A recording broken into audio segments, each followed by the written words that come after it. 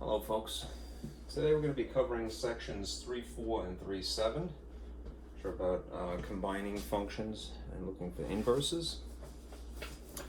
Just a quick view of the calendar. This video will be for Tuesday, May 31st. So section 3.4 and 3.7 per the schedule. The packet that I have for you will consist of these pages. Here, as always, is an overview. This is a summary of the basic operations as they would look in a shorthand notation and some information about them. This is the situation where you have a composite, which is essentially a function within a function, and some facts. And then when we get to section 3.7, this will be what's relevant for inverses. Okay.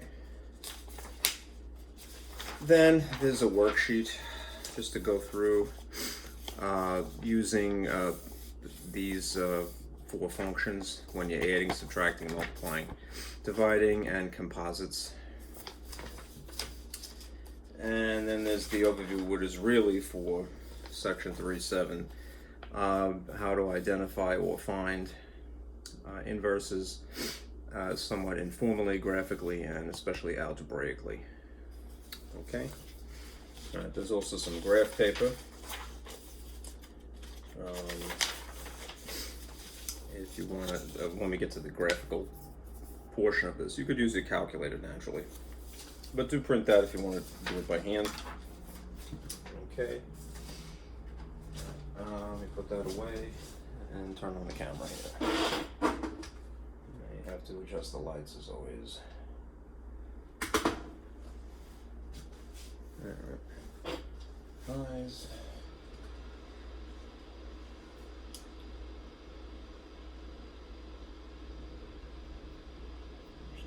Yeah, that's way too faint. Okay. Not enough. It's always a different time of day that you have to make adjustments. That's one thing.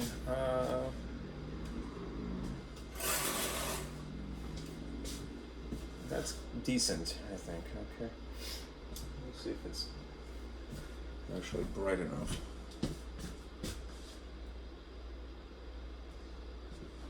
Okay. Trying not to move my projector too much because it's kind of difficult to adjust it. It looks like it's going to be as sharp as it can possibly get. All right. What do you want for a Kodak camera, right? I gotta close my door.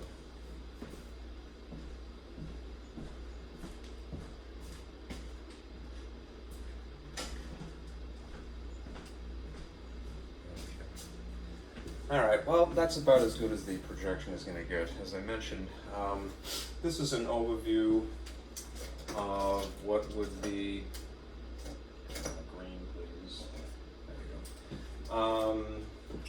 these two things are section 3.4, and this pertains to section 3.7. The reason that I put this is you maybe noticed that it's not connected to the function combos bubble here. It's just because this is kind of its own thing. It could exist totally independently of any other thing. Like, it doesn't have to be in tandem is what I'm getting at. It can be as part of composites, you'll notice. Alright, but it's not imperative. Anyhow, if you look over here, alright, the basic operations are what they always are, adding, subtracting, multiplying, and dividing. There's a sort of a peculiar way that they have that written, the function notation. It would be, if you say function actually would be intuitively f, and then some other function alphabetically would be g, f plus g, alright? But look at the way it's written. I think what is written this way, on the right side of these purple arrows, is a little bit more intuitive. So just be aware, if you see something written this way, it's not something drastically different, it's just a notation. This is what is implied. Right?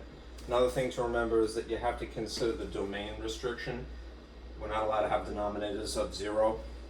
So before you potentially simplify something, just analyze what the x value if it's using x as a variable, what is not allowed. All right, domain restrictions. All right. When you get to composites, all right, there's the way that it would be read in English. F comprised, or they would more likely write composed of G at X. This is a shorter way of saying the same thing. F of G of X, right? This basically means the output of the second thing, letter G in my case, right, becomes the input of the first thing, right, letter F in my case, right? One is inside the other. So here's another example of a somewhat unusual way of writing F, this sort of circle symbol G. And this is perhaps a little bit more intuitive. Sorry to move my projector here. Screen. The F has the function G of X tucked into it. So parentheses is within parentheses, right? This symbol that you see here is known as the composite operator, just like these are the operators of addition, subtraction, multiplication, and division, respectively, right? All right, just beware, the second listed, however it's written, is what is inside the first. So if you see F composite G, that means G is inside of F. If it were backwards, if you saw G composite F, that means that F is inside of this. The second thing as it is written is inside the first thing as it is written. Okay? And they're not commutative. If they coincidentally happen to be the same value, that's fine, but this is not consistently true. They are not commutative. The order does matter. All right?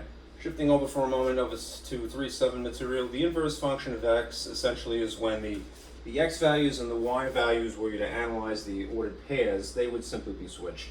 All right? That makes for interesting graphs. Meaning the domain of one is the range of the other, and the range of one is the domain of the other, all right, vice versa. All right, this is a notation. The little sort of superscript looks like a -1. All right, just realize that that's a notation. It's not an operation that you have to apply to x in any way. It's just a label, more or less. All right. The other thing that you have to remember from when functions were first introduced, I forget what section that was, earlier in chapter 3. They have to be one-to-one functions. If you do not have a one-to-one function, you're not going to have an inverse, right? In a nutshell, what that means is that it has to pass the vertical line test and also the horizontal line test. Right? As long as it does both of those, then we could say that it's one-to-one. That means that there's no recurring x values and there's no recurring y values. Okay? Let's focus on this for now, and then we'll come back to inverses. So I will shift slides here to this worksheet I made.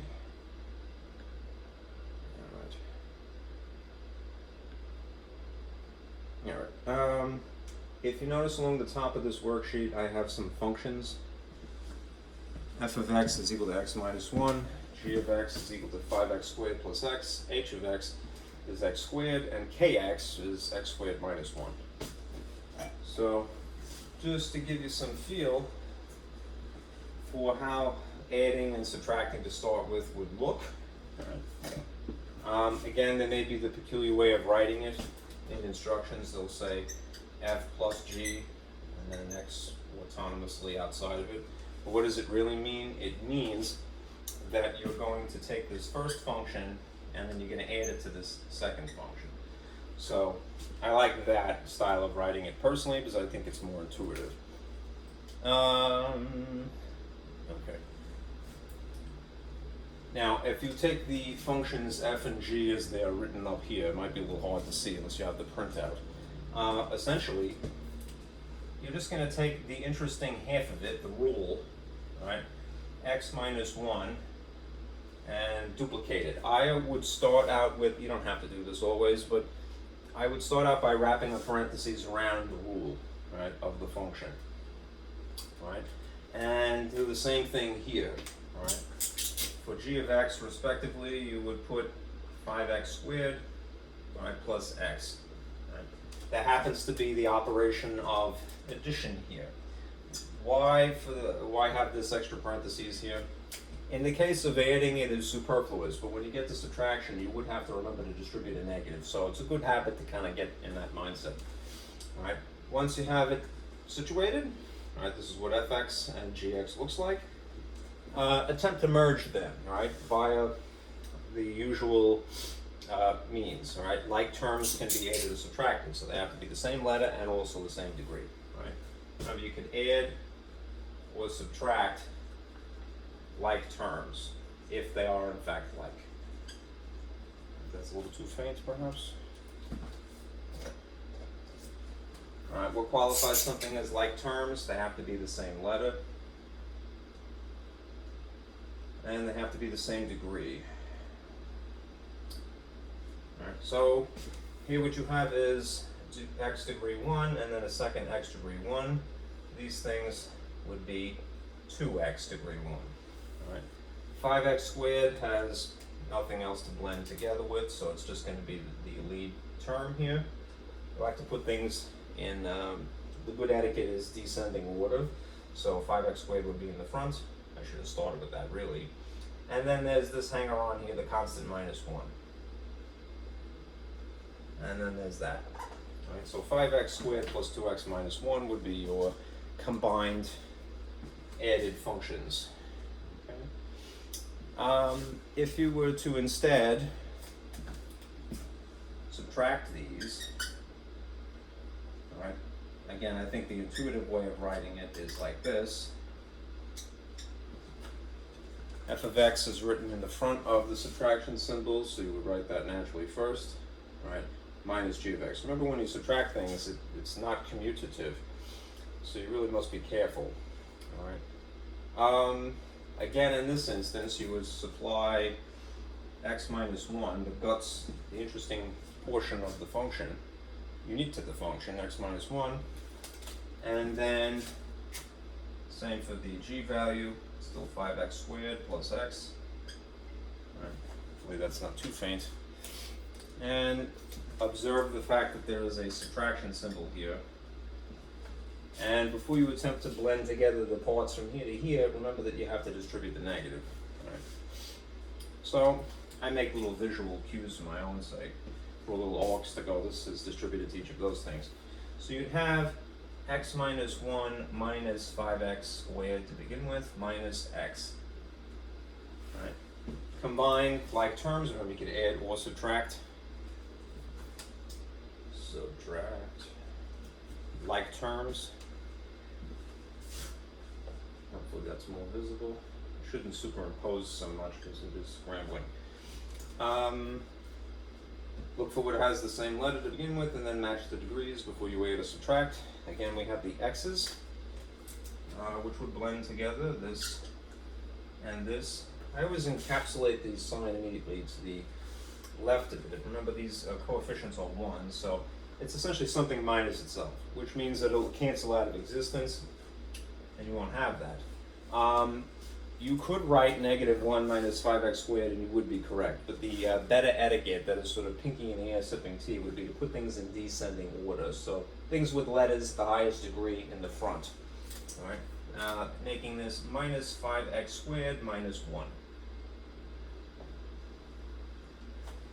Okay. All right, now I'm going to shift up. Here's an example of a subtraction problem, pardon me, a multiplication and a division problem. The same things along the top there. They have to be obscured, unfortunately.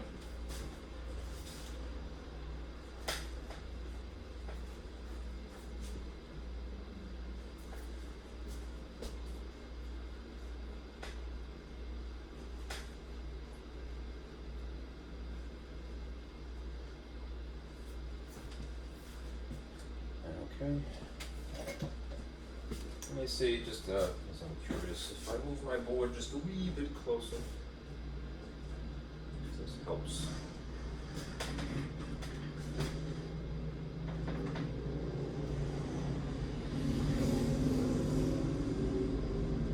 Motorcycle gang around here. It's hard getting in and then working over here. Okay. That might be just a bit better. All right. All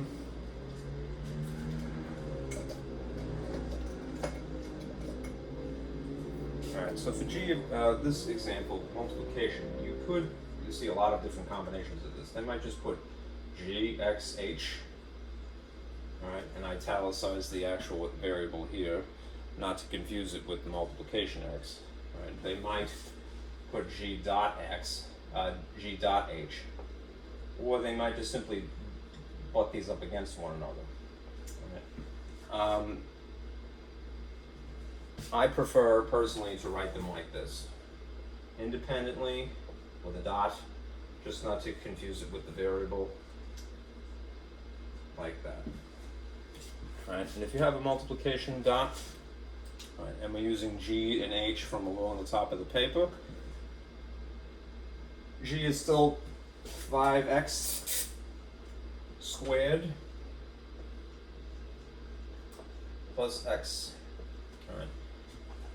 Then when you place H adjacent, like a better agreement than I have. It is imperative that you put the parentheses in a case like this.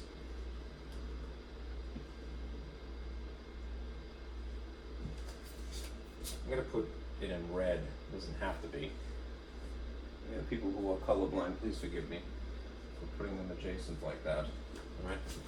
But this is in place of h of x. This is in place of g of x.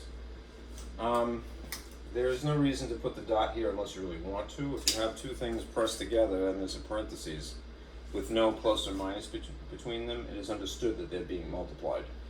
All right, you do have to distribute for sure. All right, normally we think of the monomial being up in the front, but it doesn't have to be. So, x squared times 5x squared, and then x squared times x. Remember from rules for exponents, if they have the same bases, as in the case of x squared and x squared, all right, you add the degrees, the exponents. So in this case, you'd have 5 times 1 is just 5, and then x2 and x2 added is 4. All right. In the case of x squared times this x that's there, it's understood to be 1, so this is just x cubed additionally. 5x to the 4th plus x cubed. Okay. For the division, you know, there's quite a few symbols for that as well.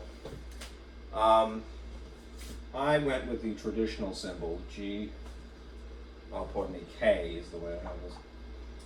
K divide by F. You might see K is sitting on top of F. In algebra, that tends to be the case. The right thing is more or less in the ratio style, rather than using the colon with the line through it. If you write it this way, it makes it more obvious that it ends up being a rational expression. And you have to remember, for rational expressions, right, you have to check the domain. So let's say we're going to combine K and F. K in this case, being the thing written first, would be the thing on top. So if you look at the sheet, the K would be x squared minus 1. And if you check the F, there would have naturally be an x here and an x there. The F value is still x minus 1.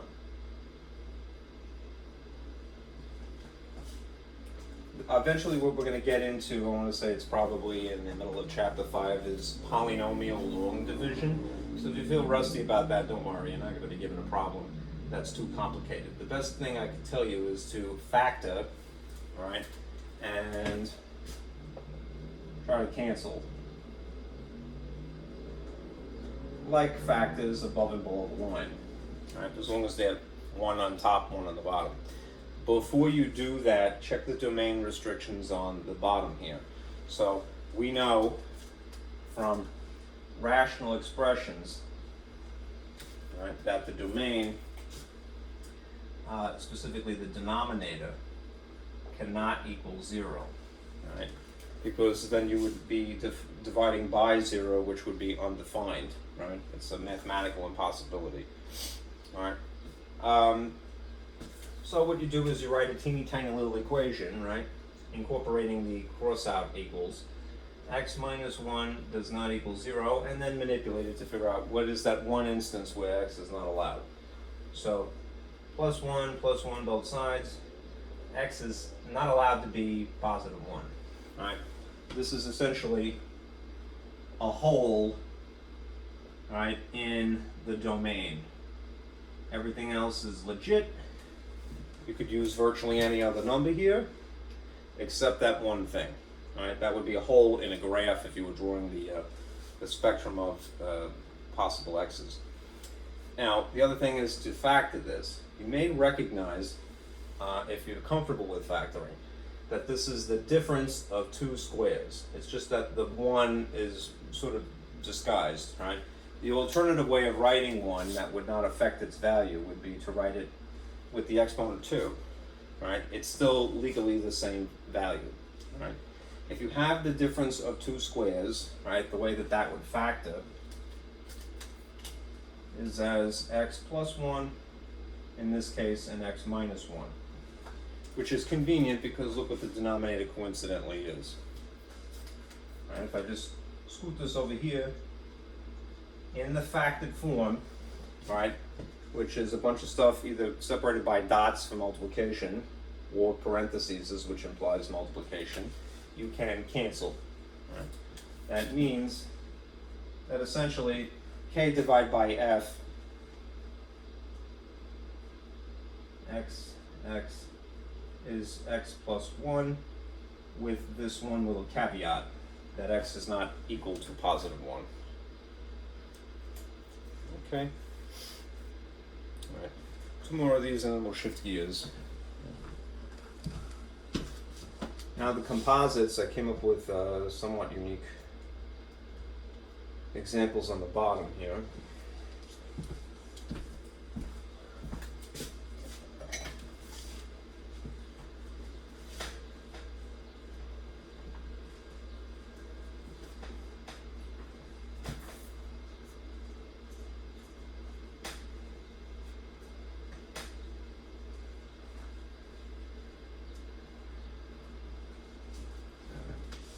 Let's put that away. Okay.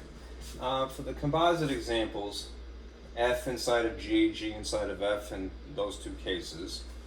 And I'll make a little split here.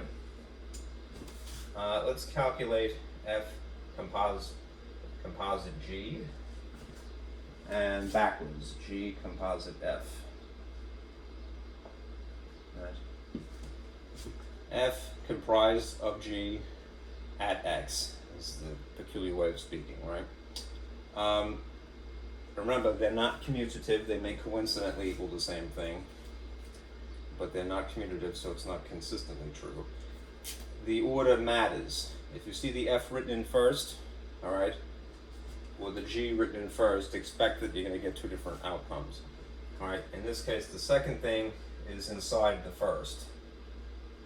So you would say, all right, it's in this case f with a g of x in it. Okay. In this case, the f is inside the g. Right? So you'd see g with an f of x inside of it. Okay. So let's start with the innermost portion of this thing here. The interesting guts of gx are x plus 3.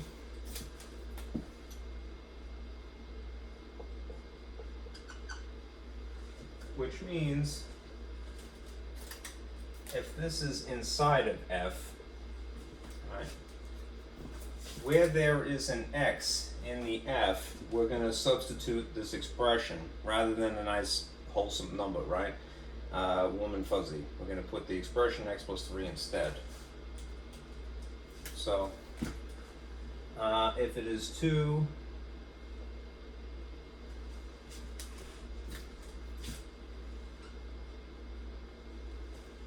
times the quantity x plus 3 squared, remember you follow the order of operations, which would dictate that you square this before you multiply by 2. All right. You might remember, again, from factoring, that if you have what are going to be identical factors that are a binomial, x plus 3 times itself, that is it simulates what is known as the perfect square trinomial model of factoring. I'm going to put it up here just because it's not a lot of space. All right, what that means is that if you have that committed to memory, all right, you could do this. There's no sin in doing the brute force work, right? Which is that you would have to distribute x plus 3 times x plus 3, and then as an afterthought, distribute 2 maybe. But if you have the perfect square trinomial model committed to memory, you would know that the way it works out is that the lead term is going to be squared. So in this case, it's just x squared. The rear term in the rear would be the number 3 here squared, which is just 9. And then the middle would be 2 times these two features. So 2 times 3 times x, all right, which makes this x squared plus 6x plus 9. All right. All positive because it's a positive and a positive. All right. And then don't forget that this is going to be everything multiplied by 2.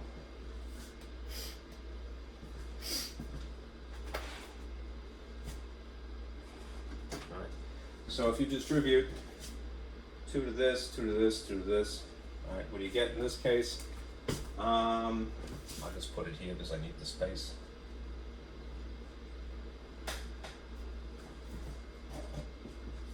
You would end up with 2x squared plus 12x plus 18, right? For f with a g inside of it,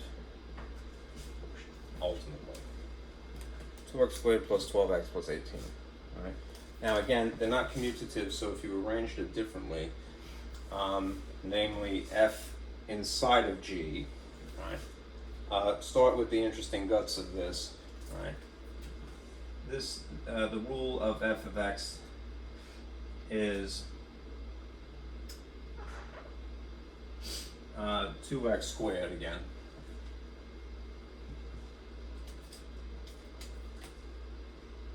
Inside of g, right? If g has the variable x here and then a plus 3 next to it, right?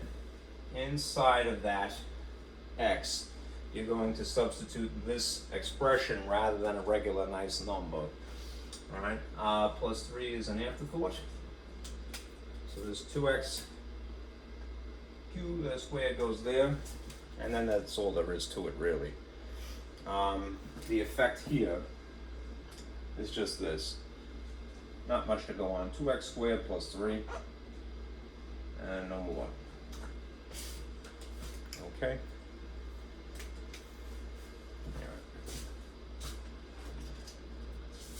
Now you're right, it's a different value. Right. Let me turn this over for a moment, and I'll go through a couple of other problems. See if that is bright enough.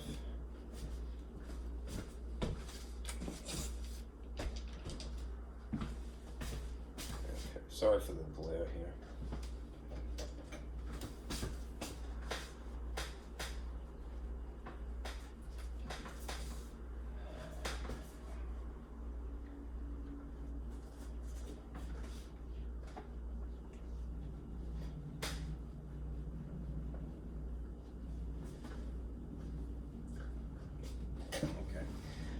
If you were asked to evaluate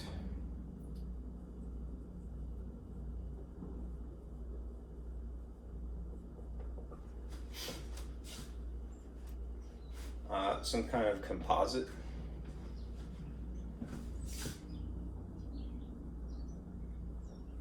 whether by graph or a table or a calculation,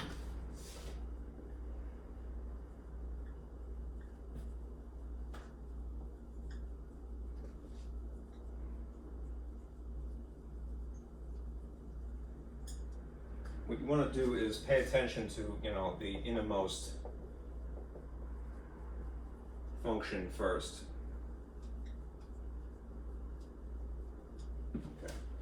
That's kind of redundant to say start with it first, but you get the idea. All right, so let's say hypothetically you are given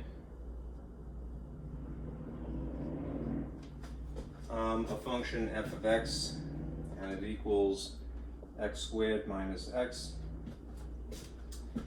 and simultaneously h of x, and it's 3x plus 2, and you're asked to evaluate it. It's Memorial Day, so there's a bunch of screwy people about.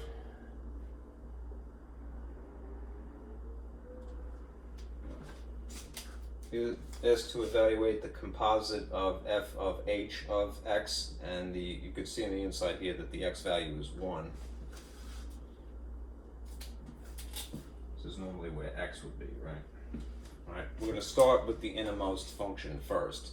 So if you go over to the interesting guts of h, all right, and you put a 1 in here, it would be a 1 where there's an x naturally, and therefore it's 3 times 1. Do that first to get 3 plus 2, making this actually 5. Right. So that slightly rewritten means that you're evaluating the outermost function now at 5. Right. So up here at this, you're going to evaluate at 5, and if we would put a 5 here and also a 5 here. 5 squared is of course 25. Subtracting 5 makes this 20. Right. To write it sort of concisely, what's happened here? The function f of h of x at 1 equals 20. Okay.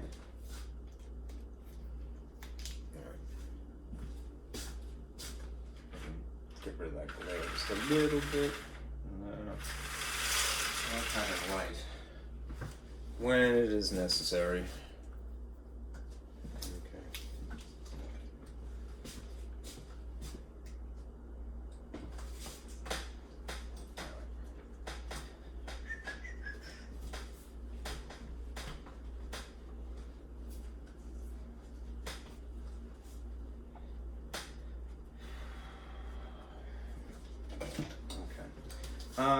Let's talk about domain just as a reference here. Some of this was discussed earlier, but domain, remember, is something that is the x value typically, otherwise known as the input in math speak. Right? If you are looking for domains of the sum or the difference or the product of polynomials,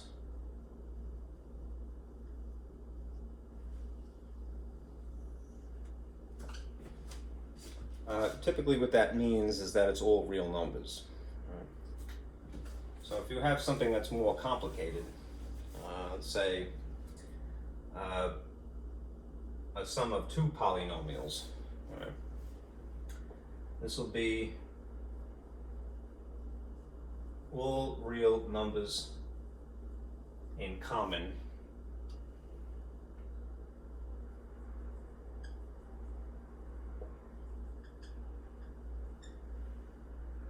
to your first function and your second function.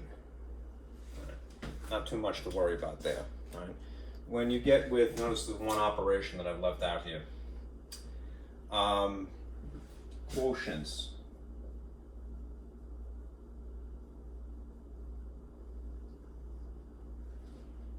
Just to remind you,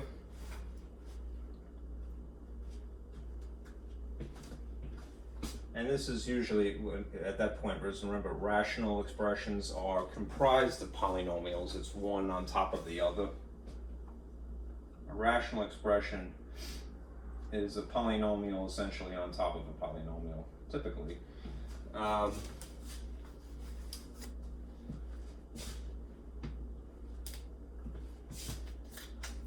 it should be consistent for the most part, at least, barring some special scenario. All real numbers with the exception of a whole. All right, and the whole stems from the denominator not being allowed to equal 0. All right.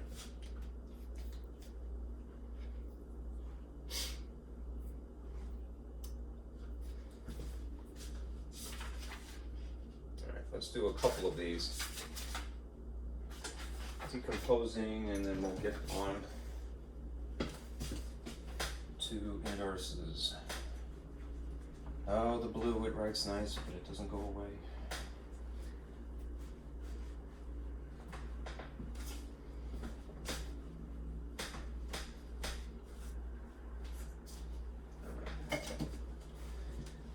All right, so let's say that we're going to find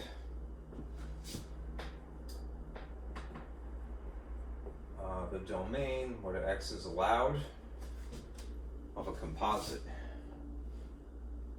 So f comprised of g at x.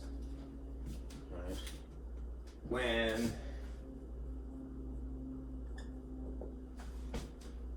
the function of x is equal to this rational expression, 5 over x minus 1, and g of x is equal to 4 over 3x minus 2. Right. The way that this is arranged, remember, this is written second. This is essentially inside of this. G is inside of f. So,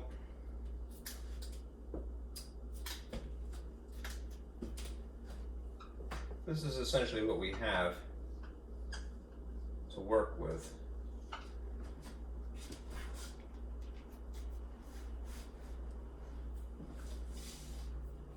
And g of x is this much stuff, right? A rational expression 4 over 3x minus 2 inside of f. And that means where there is in fact an x here, we're going to insert this ugly complicated thing. So we're going to put that in there. That means that 5 over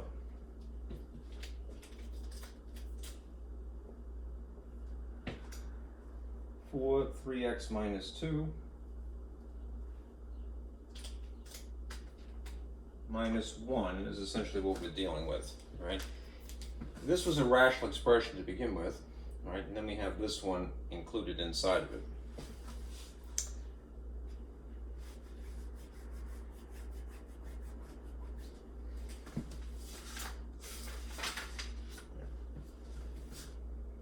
So, let's figure out what the first whole would be, right, in the domain.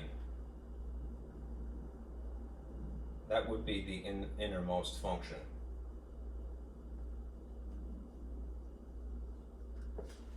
So if you were just paying attention to this innermost function there,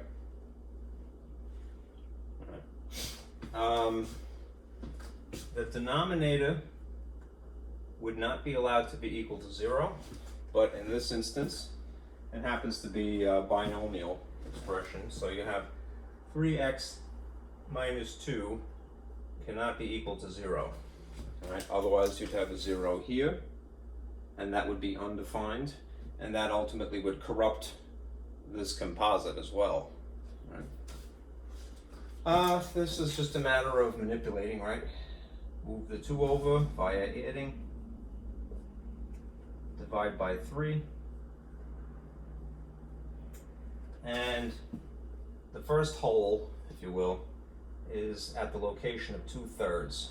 So 0.6 repeating, right? Everything else so far is totally okay, right? This ultimately is not acceptable, right, for either of these because of its nature of being a composite.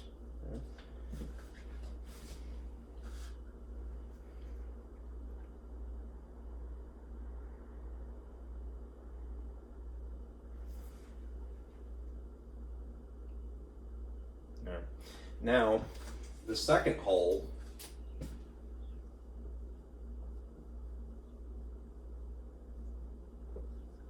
would be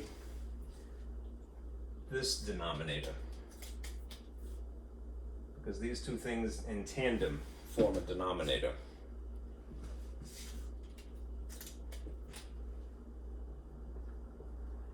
The denominator is not equal to 0. All right. So if I were going to write this 4 over 3x minus 2, and there just happens to be this minus 1 next to it, in tandem, they cannot equal 0.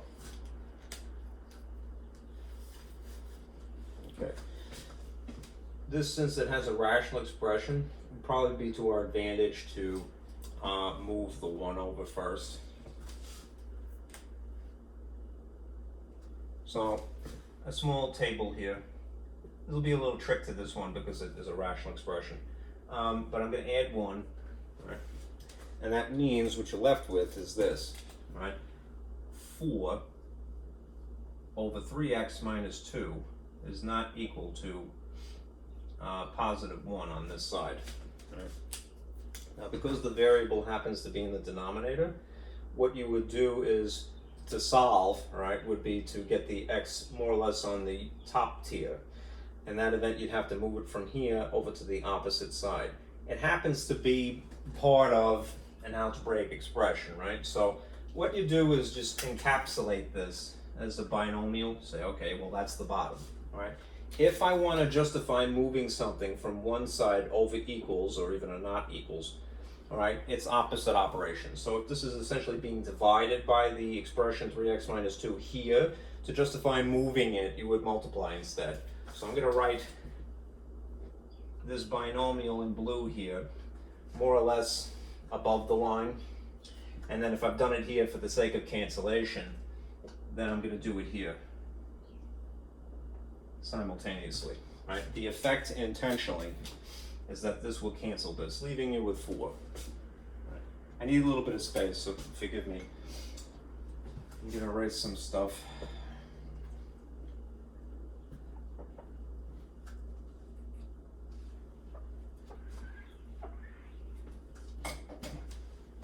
Then you end up with this. 4 is not equal to 1 times this, and this isn't going to change anything, so it's essentially 3x minus 2. And there you have a linear equation. Once again, it's just sort of backwards. Add 2, add 2. 4 plus 2 would be 6. This is still not equal, but it's 3x on the opposite side. To justify moving the 3 via opposite operation would be to divide by 3 and to divide by 3. That means essentially that here's the first whole, right? The second whole would be the outcome of 6 divided by 3, which is x is not allowed to be equal to positive 2.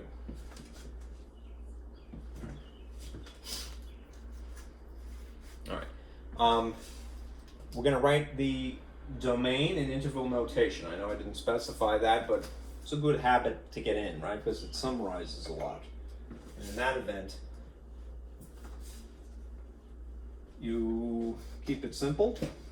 All right. Start with a number line. Draw the picture, basically, that summarizes 1,000 words, including the domain. And fill in a reference point, which would be 0. Well, not always, but most of the time.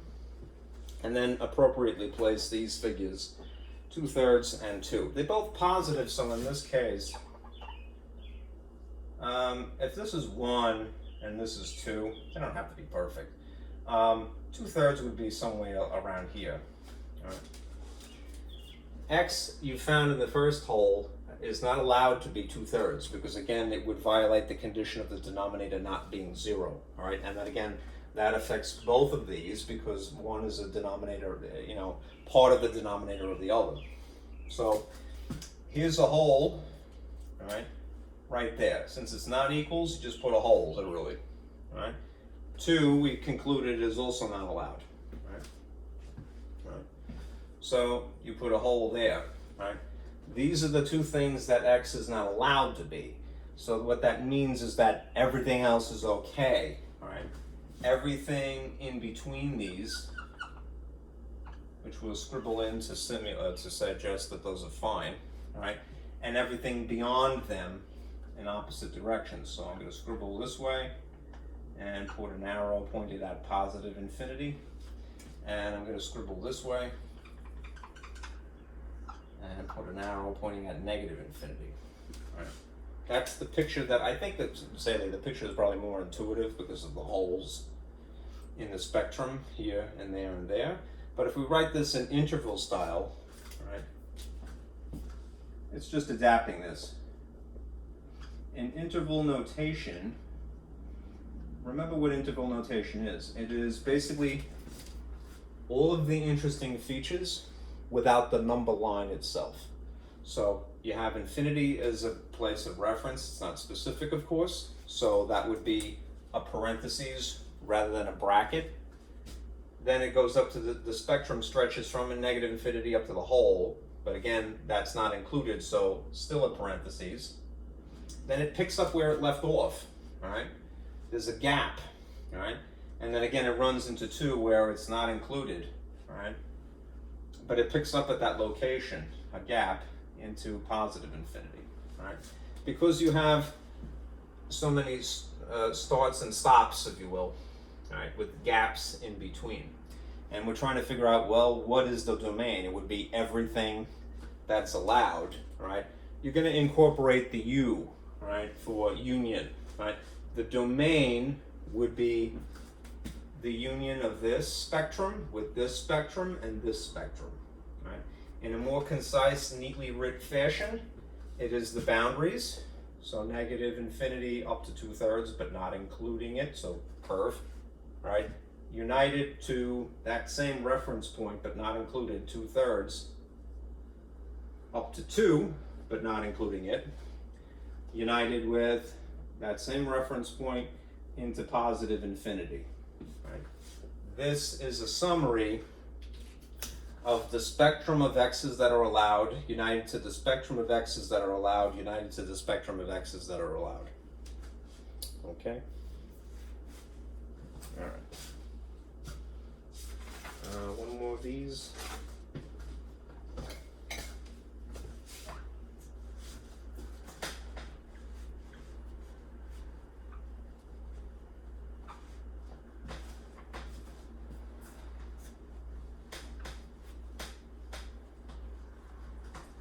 Radicals are always a nuisance, right? So consider those next. We'll find the domain of another composite of 2 functions. But when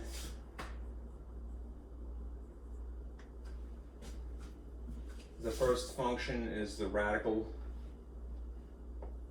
x plus 2, and the second is a radical.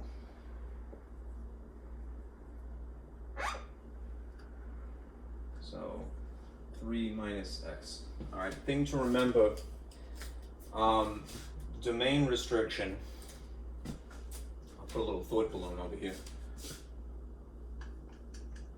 The radicand, that is the guts of the radical, must be greater than or equal to 0 in this case. It's not a cross-out symbol, right? This is the domain, because we don't want a negative underneath the radical symbol, because then it would be imaginary, right?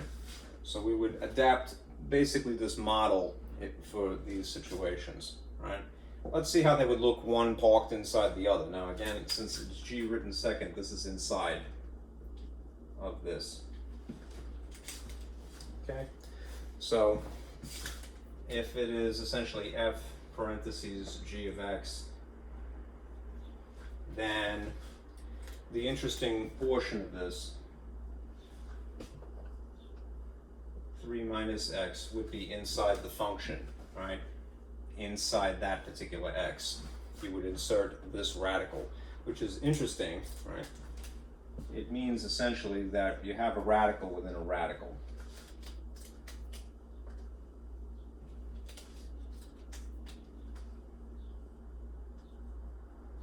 and then there's a plus 2.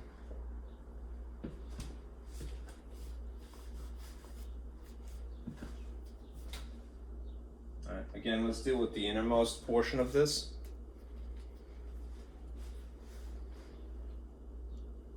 All right.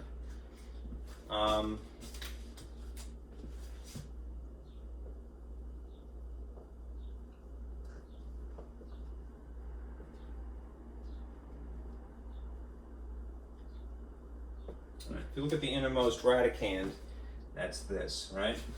So we know that that has to be greater than or equal to 0. Right? If I borrow that model, that the radicand has to be greater than or equal to 0, all I'm going to do is I'm just going to replicate these guts here on this side of this inequality.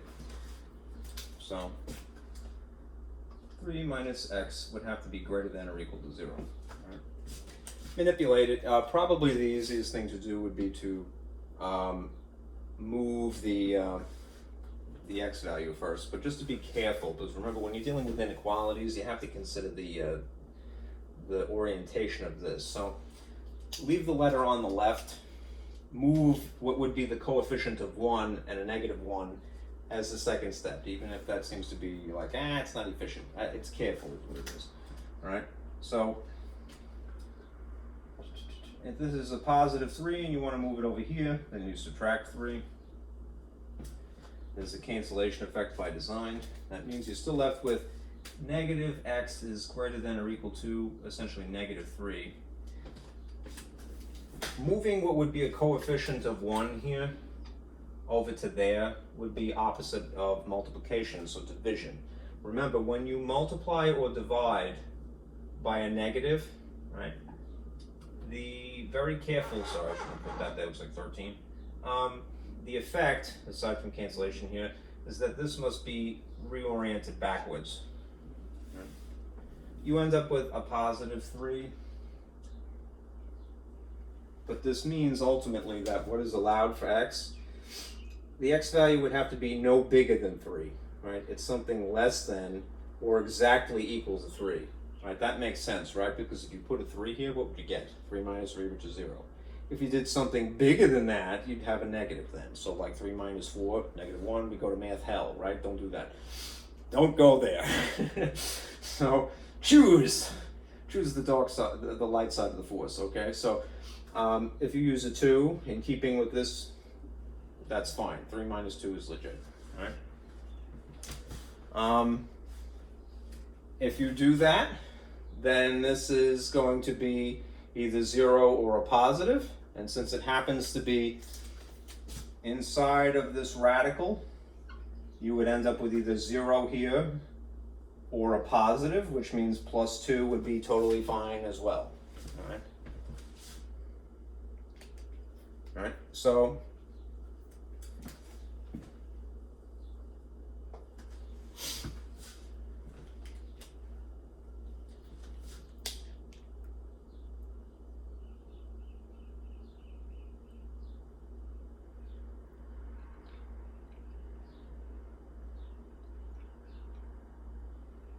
if you wanted to check the other one, let me do that just to be a good boy. Yeah. If you wanted to check the other radicand, all right. I'm going to look at the next radicand, if you will, which would be these things in tandem, that chunk that we put there plus what was there. Right. So you have this. The square root of 3 minus x plus 2, and since again as a larger radicand incorporating both of these pieces, that's still true. So this would still not be allowed, it would have to be greater than or equal to 0 ultimately. All right? This is a radical inequality, so we'll tweak it a little bit. Move 2 from here to here, so you're going to subtract. All right? Save that information for later. All right. Then you have this, right? The leftover is the radical 3 minus x is greater than or equal to negative 2. Right? Remember, just like with absolute value, when you have a radical as part of an equation, or an inequality in this case, you want to isolate it to one side before you try to perform opposite operations. Right, I need the space, so I'm going to just erase a wee bit here.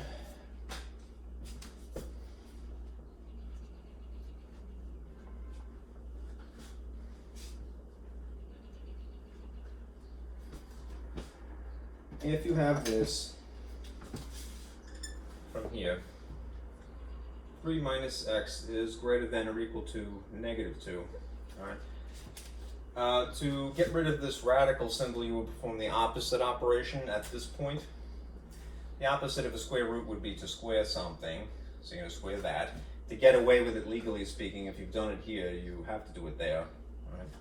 It would be to your advantage anyway, right? So this would cancel this. Right. And then you have the exposed radicand, so you have 3 minus x is greater than or equal to -2 times -2 is regular 4. Right.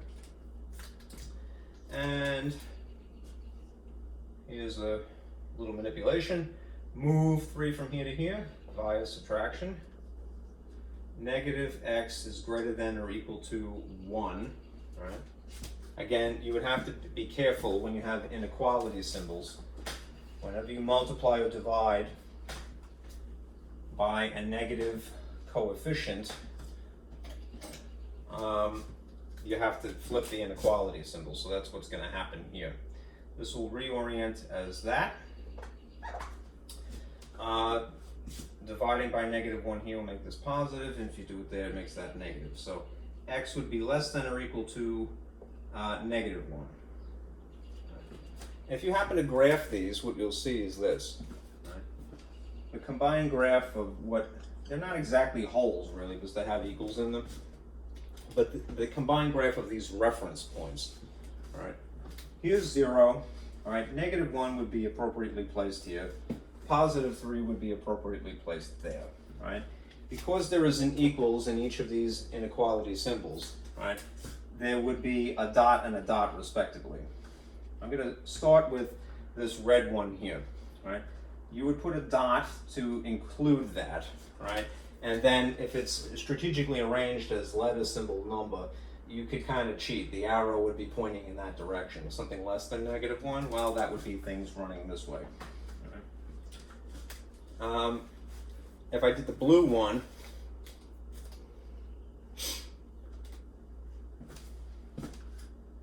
it would also be a dot, right? And it has the same situation. X is less than or equal to 3, so again, things trucking off to the left. And then what you would notice is that there is an overlap in this case, right?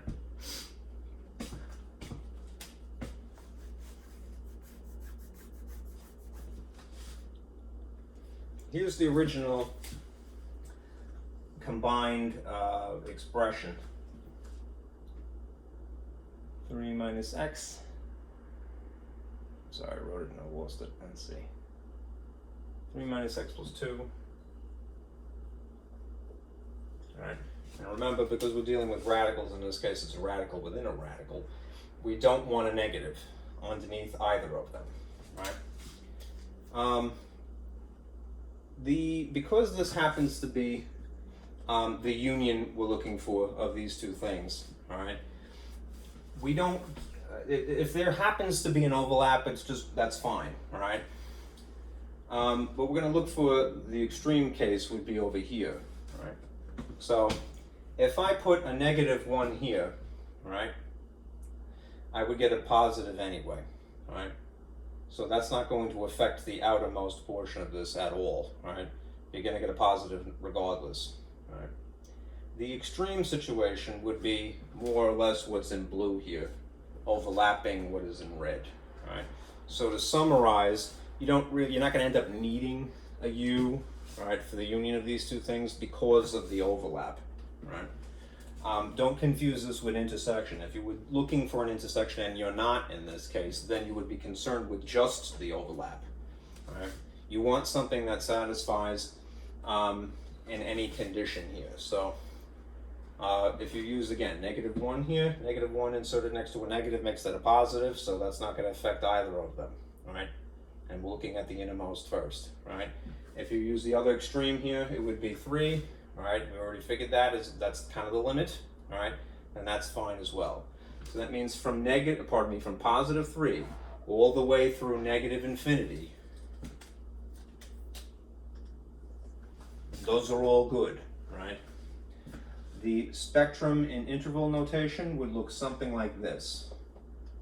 All of -infinity up to and including 3, which is why I use a bracket instead of a parentheses. That's the interval. That's the spectrum of what is allowed, right, for x's. Okay? All right. Last thing from section 3.4 is something called decomposing. Oh, we have time.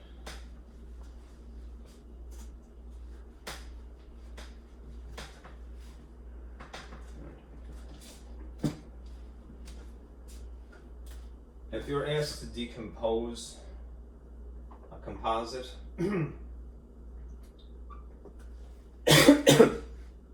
it's basically to write a composite as two functions, one inside the other. All right, here's the model, I guess you could say.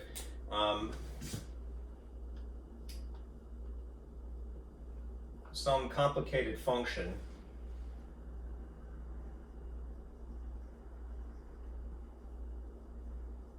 instead of just being labeled that way, right? You could think of it as being something inside of something else. Maybe I should make that blue. You just have to try to figure out, well, what is that one and what is that one? Right. Write a composite as two functions.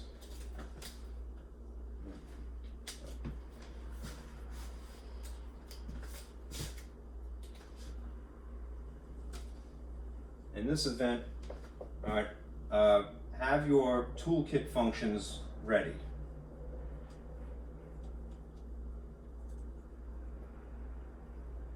That's your reference. Okay. So let me, before I continue, just point at that.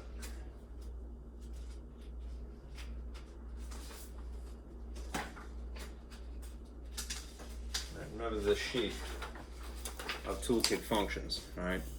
These are all the basic tools in the toolbox. This is called identity, but it's a basic linear function. This is a square function, the most simplified quadratic, if you will. Square root, reciprocal, cube root, cubic, and absolute value is the V shape, right? If you see something that either algebraically, which is the equations that you see here, or graphically that looks like these, right? You're going to start with that as a reference. You're going to try to say, maybe I can make it look like a combination of these things, right? So, I'll lose my papers when I put that back. Suppose we had to decompose this.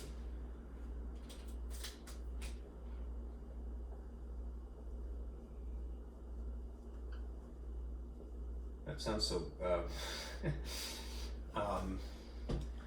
decompose sounds like zombie movie kind of thing, right? Suppose you had this complicated function that looks like this to begin with. 1 over the quantity x minus 2 squared. Okay. What does this resemble? Right? Or I should say, which toolkit functions does this resemble? Maybe the more obvious thing is that there's a bar here, right? So you might say that this looks like the reciprocal function, right, from the toolkit, right? The reciprocal function is y equals 1 over x. It's the least complicated of all rational functions, right? So it's got some more interesting stuff there, all right? It's not just x, it's a binomial, but we're making progress, right? And simultaneously, all right, it has the interesting feature of having a degree of 2, right? So it's reciprocal, and I know it's as a denominator, but if you were paying attention to nothing else but the degree, right? What type of function has a 2 in it? The most basic type, a square, right? Which is y equals x squared. Okay.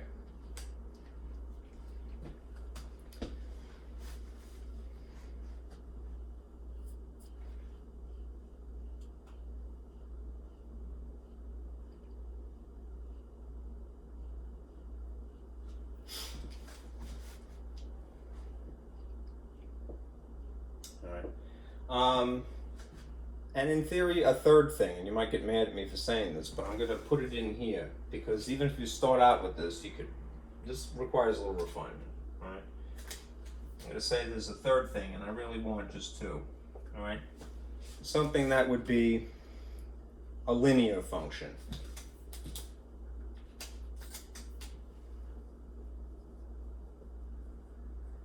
You know, the most basic of which would be the identity, y equals x. Right. If I were going to, instead of making this 3 things, as you see that I have the parts, the guts here are linear. Why do I say that? Because it's degree 1. The outermost portion of this implies square, because it's a degree 2, and the fact that this is a denominator, right, implies that it's something like the reciprocal. If I'm going to try to make this 2 functions rather than the 3 that I've broken it up into, right? I'm going to have to double up, right? 2, right? I'm going to pair together things that I can get away with, right? Basically, one function, I need the space.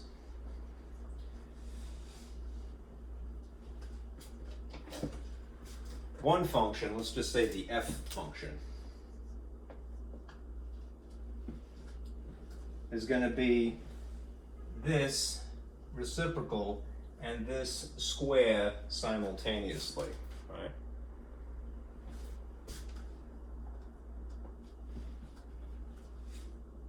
This and this somehow, all right? Not to drive you crazy, but remember, if you analyze any of the functions to their degree, all right, the reciprocal function would just look like this. X to the negative first if you wrote it that way. All right? Negative makes it a denominator. Doesn't make the value negative. It just switches the position of the x from the top to a bottom, basically. What if instead you had it like that, right? So degree 2, but also negative simultaneously, right?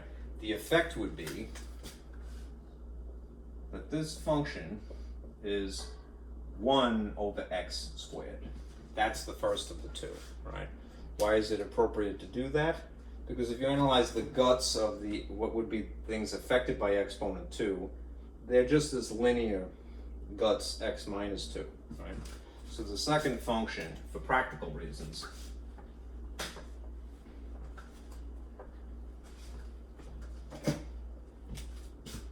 g of x would just be x minus 2. Right. That's the first, and it's the outside. This is the second, and this is the inside. Right. These two things in tandem are f comprised of g at x. F-O-G. Fog. Right? G inside of x. g inside of x. And g, the x, g inside of f, right? G inside of f. Okay? All right. Let me put on the projector again, and we'll go to 3.7.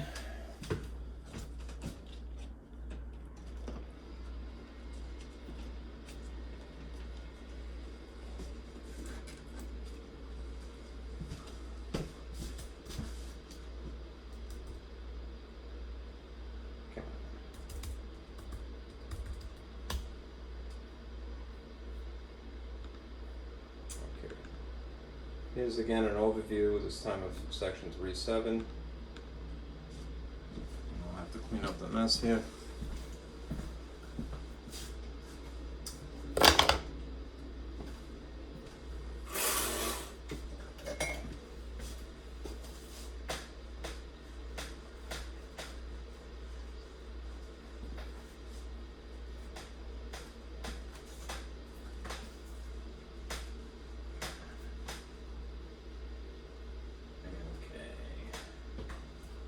Okay, section 3.7 is about inverses,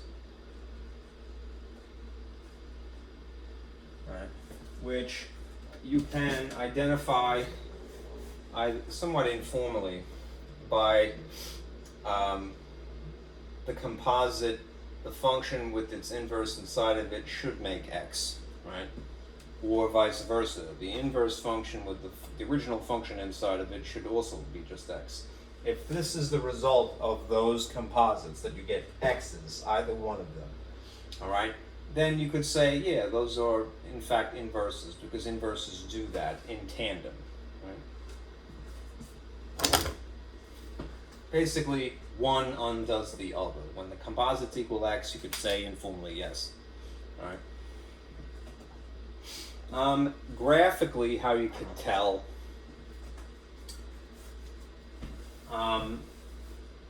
is by looking for symmetry, right? So let's say that you had an original function that's just blue here, and it happened to make what kind of looks like a cubic function, right?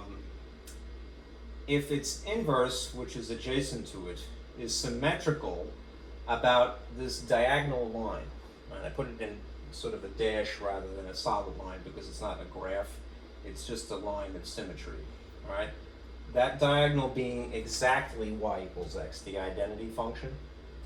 If it looks like a mirror on opposite sides here, all right, then that's the behavior of inverses graphically, all right? Essentially, if you were to analyze any of the points of which the graph, the curves are made from, the x-coordinates of one are the y-coordinates of the other, and the y-coordinates of one are the x-coordinates of the other. So if you just analyze, you know, the point here, you know, let's just say that it was hypothetically 0, -2, then in the red function, the x and the y would be shifted, so it'd be -2, 0 instead, all right? And similarly with any others, if you analyze that point and that point, the x and the y intercepts, all right? Let's say that this was 3, 0. Then in the inverse, this would be 0, 3. Right? The x's and the y's are switched. Right? If you're going to do this algebraically, it's multi-step. Right? If you want to find the inverse, this is not just going, yeah. That's why I use these two words. I said spot, meaning going, staring at the picture, yeah, they're inverses. We're looking at this relationship. This involves algebra, of course, too. But if I know, if it's given to me that they equal x, then I could say, yeah, right, without having done any work, that they are in fact inverses. If you have to find the inverse, right, this is a multi-step process. So first of all, you want to start with something that is 1-to-1, right, which graphically means that it passes the vertical line test and the horizontal line test, right? Then you want to switch notations. You start with maybe function of x, and you just write it as y. Right? Then you rearrange the equation to solve for the letter x instead of y. Right? Then you take what you have, and you write y where there is an x, and you write x where there is a y. And then you switch to inverse notation, which is again with that little superscript -1. Right? If you feel a little rusty or sketchy about the vertical line test and horizontal line test, right? Let me just remind you. Right? The vertical line test is drawing an imaginary vertical line through the graph, whatever the function is. Right? The horizontal line test would be doing almost the same thing. You're drawing an imaginary horizontal line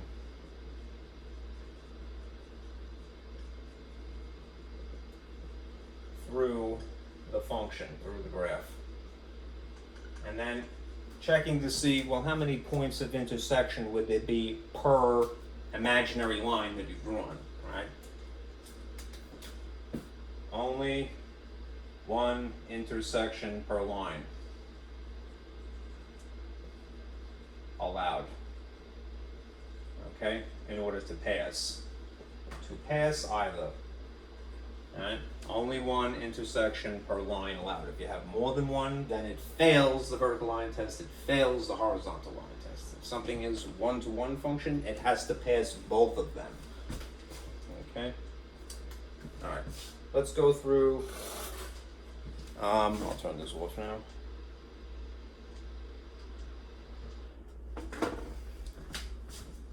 Sort of an informal process here.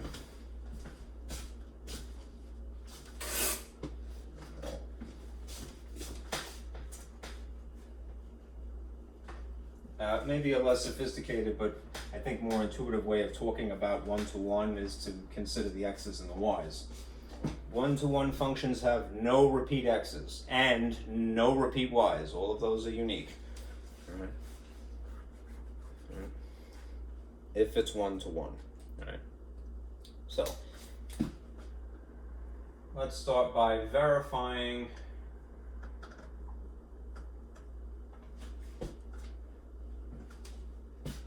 that this inverse function, or this function which we think is inverse,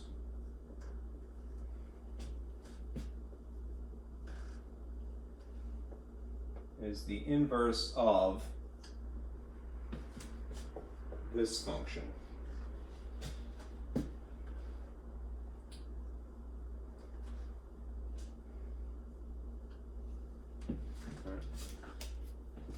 Verifying that this function, which is written in function inverse notation, 5 over x minus 2, is in fact the inverse of this particular function, 5 over x plus 2. Right. If that is true, then we want to verify with the model, right, that the inverse function comprised of the function should equal x. You could stick this inside of this, right? In some cases it might be easier, or you can stick this inside of this. Put the inverse on the inside, you can put the regular function on the inside. It's really a matter of choice, right? It's probably harder to do it one way or the other, but you don't know until you actually do it. It's unfortunate. My instinct is I'm going to go with this one. All right. I'm going to put the inverse 5 over x minus 2 inside of that. So this is what the inverse is. It's going in there. All right. I'm hoping, all right, that after it's all cleaned up that it just equals x. All right. If it does, then we're going to say yes, it is in fact the inverse of one is the inverse of the other. So if you have 5 over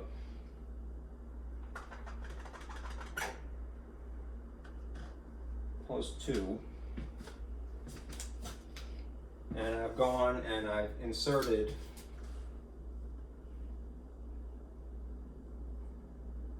x minus 2 in here. Right? What you have in this case is, what do you call it, a complex fraction, more or less a fraction within a fraction. Right? If you had regular ordinary numbers here, you probably wouldn't bat an eyelash, but if you were a little bit, rusty, all right, just remember that you could rewrite complex fractions more or less horizontally. That is something divided by something else, right? Because that's all that this line means, right? There's other techniques potentially, but especially if you did it the other way, but I think this is easier. All right, so the first thing on top would be the number 5, and you essentially would be dividing by what you see here, 5 over x minus 2.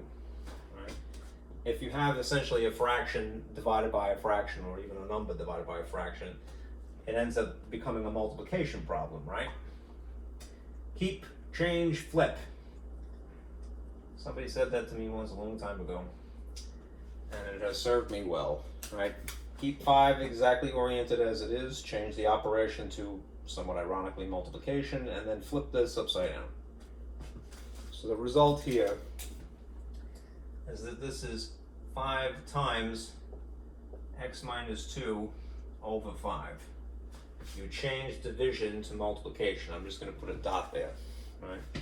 If you like this in the style of a fraction, I'm just going to stick a 1 under it. Anyhow, you could go ahead and distribute the 5, but look what the denominator happens to be, right? The same factors, so this would eliminate that, right? And then you'd just be left with x minus 2, which happens to be sitting next to what? Plus 2, right? And then what happens to the 2's? They would cancel, which means that this is in fact just x.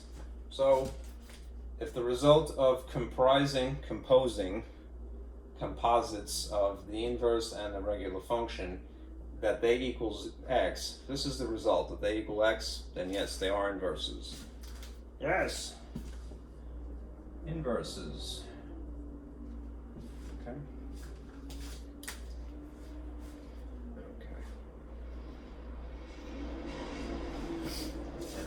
Let me put the graph paper on here.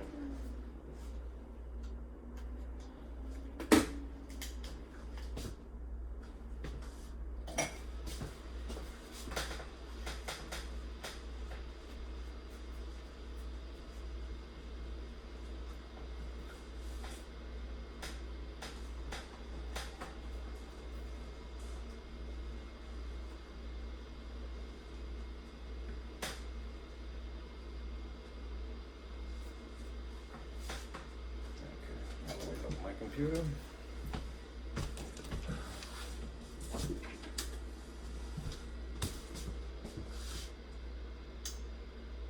Adios, come on.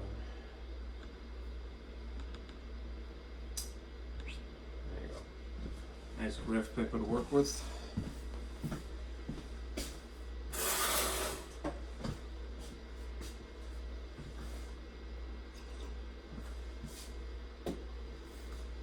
This will be verifying graphically.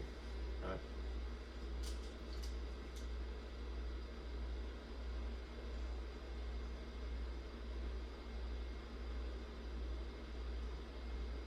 Right.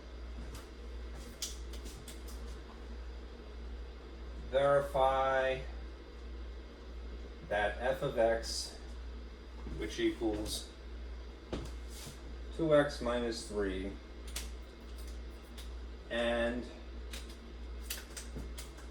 g of x, which equals 1/2 times the quantity x plus 3,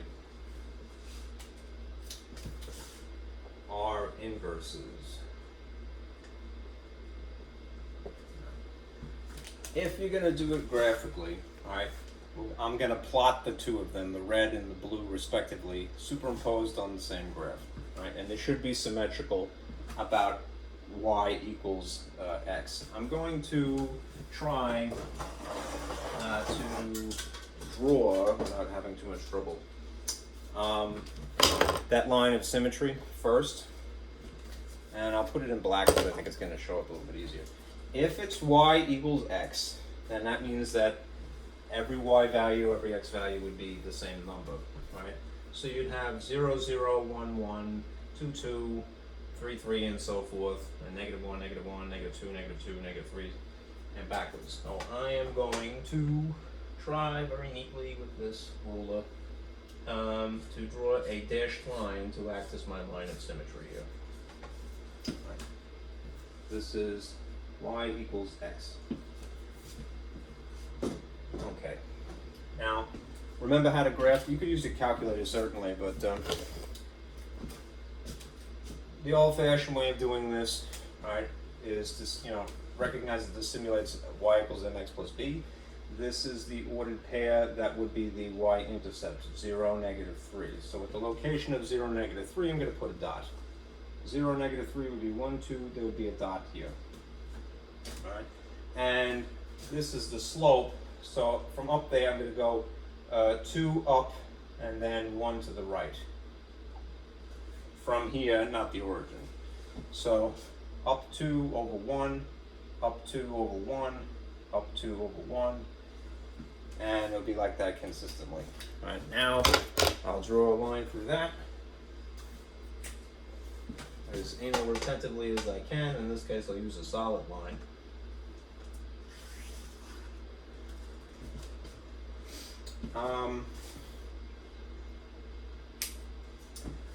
And do the blue one now. In this case, it's a little bit more annoying because what's given to you is not just 1/2 x plus 3, it's something that has to be distributed first.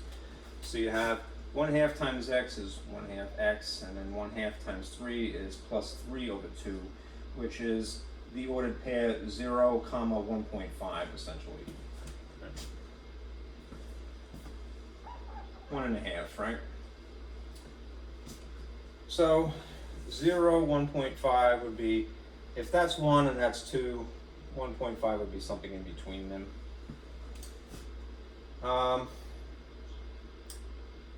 And then the slope would be up 1 to the right 2.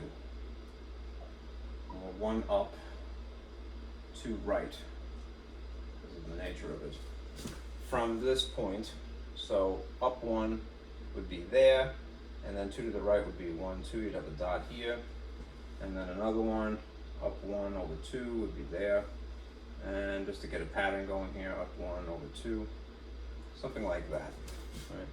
If I'm careful, and with my ruler, very anal retentively, draw a blue line through these dots in the appropriate places, you will see that there's some kind of symmetry going on here. Yes, this goes through the line of symmetry this direction, and this one goes through the line of symmetry in that direction. But if you could kind of analyze the space as they get further and further away, it's consistently the same space, right? Distance, I should say.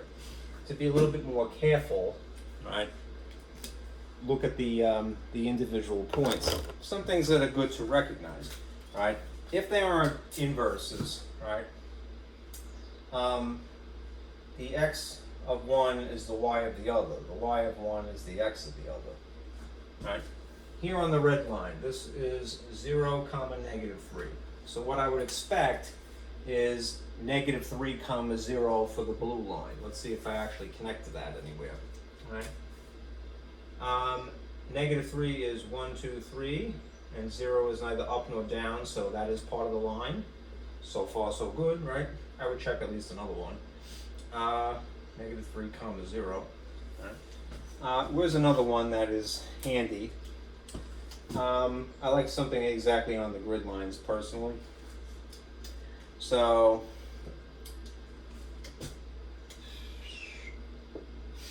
this point right here is right in the grid lines. That would be 2, 1. So then I would expect the blue line to have those things switch. It would be 1, 2. See if I'm touching the blue line at 1, 2. 1, 2, up 2. Yep. 1, 2. That is the mirror image of that. That is the mirror image of that. It has symmetry about y equals x. So that's cool, right? It's always good to try some test points. All right. Now, one last thing I'll kind of make sure you're clear about the horizontal line test and the vertical line test. Are we on time? We're doing good.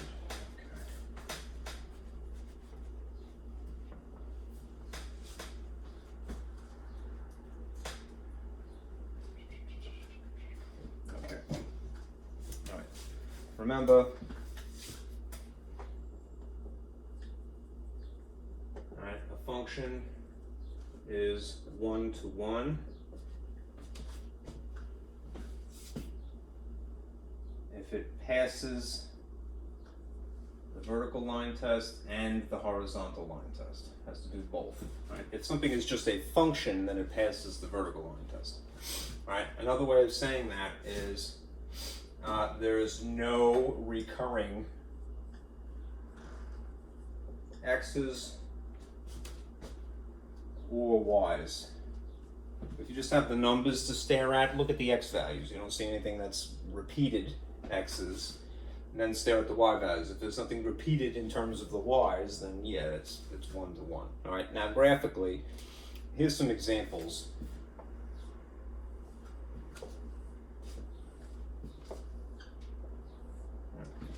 If you had a parabola, so let's just say I had y equals x squared, right? The parabola shape. Right. This is something that would qualify as a function. So I could put f of x because it passes the vertical line test. There's only one point of intersection for any vertical line that I draw through the picture. Right? However, this is a function.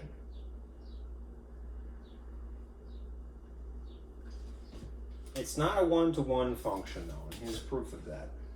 Here's the parabola, so it's messy. It would fail the horizontal line test immediately. If you drew an imaginary line through the parabola, the sort of upward pointing flower shape, if you will, flat flower, right? It has 2 points of intersection. This passes VLT, this fails HLT. Right? So it is not 1 to 1.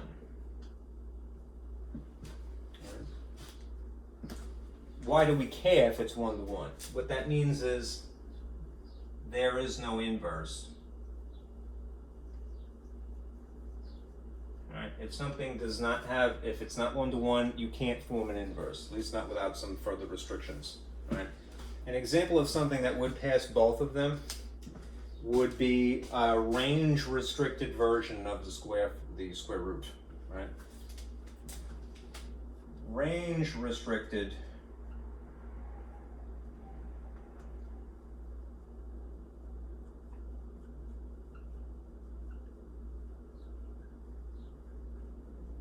would be something that passes both this and that.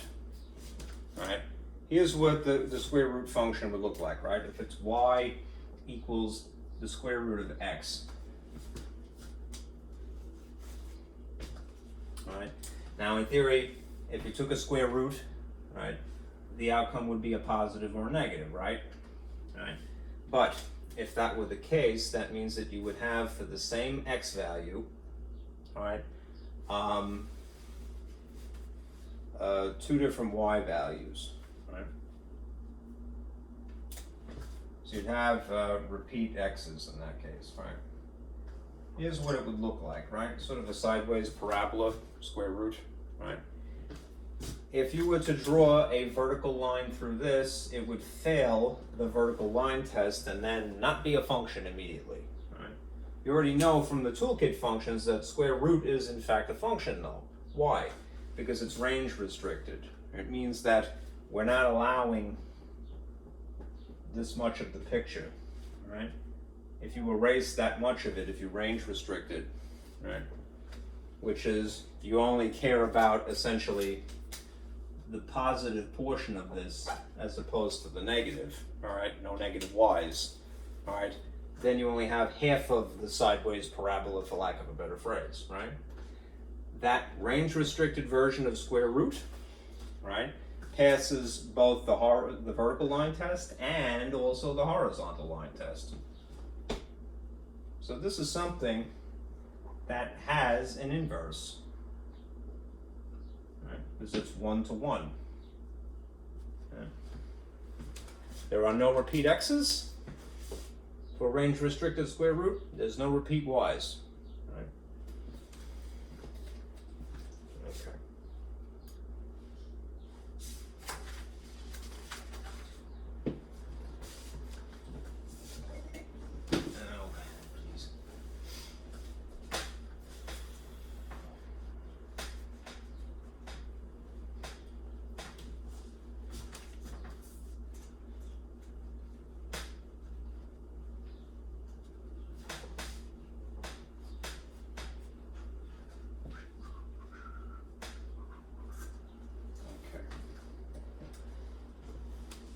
Alright, now just to go through the practice, we're going to find the inverse of f of x is equal to the square root of 2x minus 3. All right, just not to turn on the projector again. I want to point at the handout at this juncture here. All right.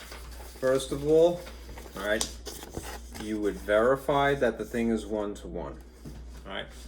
Just we're considering a square root.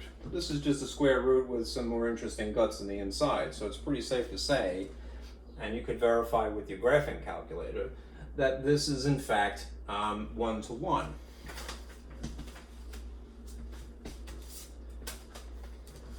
Right. Your calculator will compensate, right? You'll see this.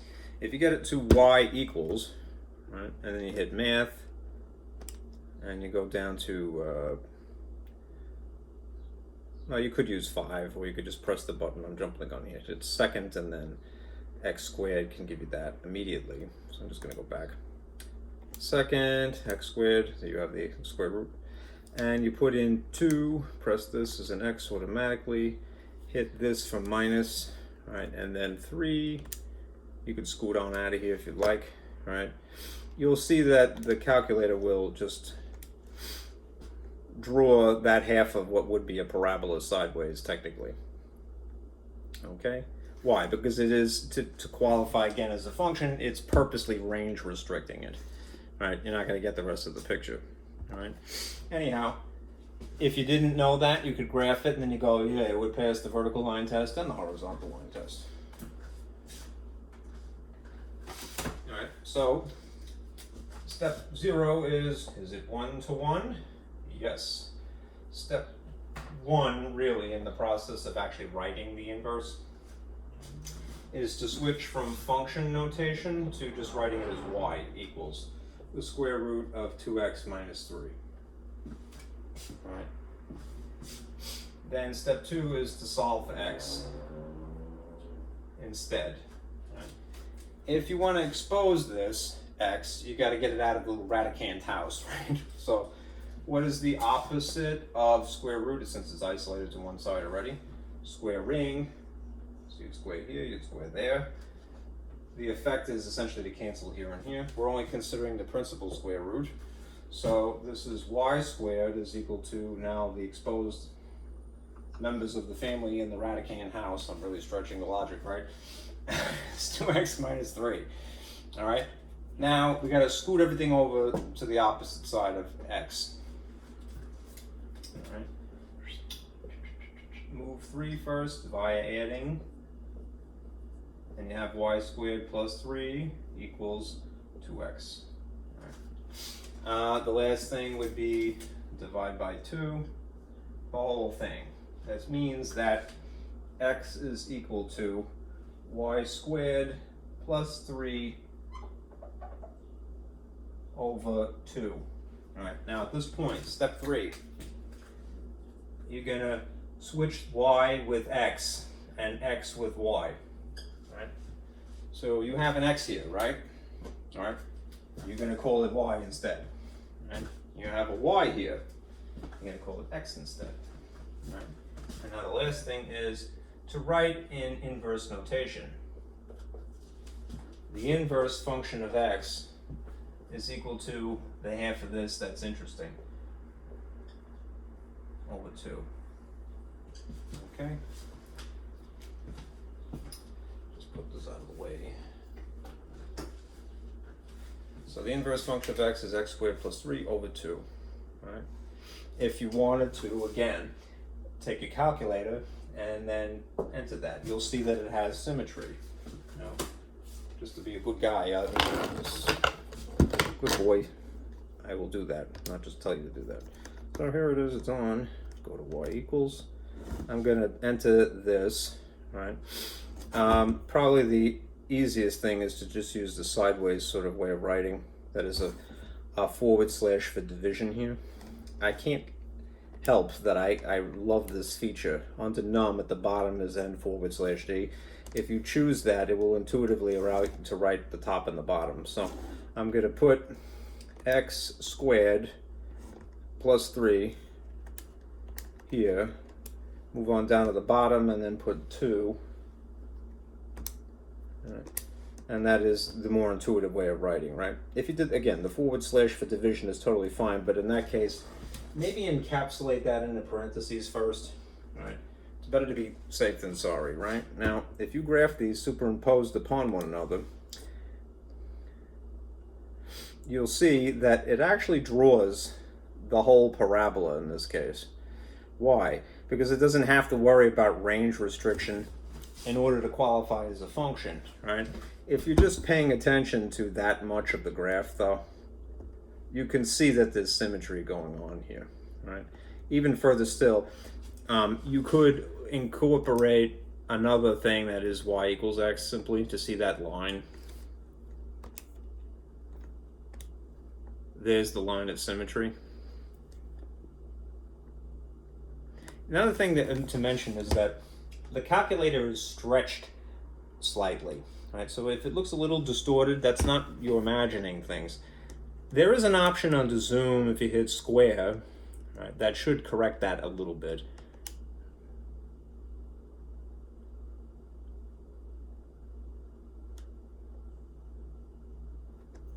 That's more the way something would look as if it was a nice square. It's compensating for the wideness of the screen here. Right. Here you see it has symmetry. Okay. I got a pixel out? Hope not. I'm just dirty.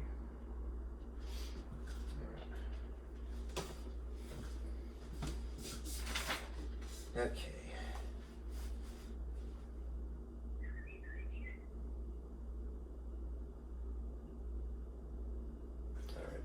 Let me leave it at that. Okay. I'm going to look at my open math. Hope I didn't break my level. My open math section 3, 4, and 3.7 to see what to assign. Okay. But if you're watching this, then you know that's probably what's going to be the homework. Okay. All right, thank you guys for listening. This video is for Tuesday. I'll see you again on Wednesday. Be careful out there.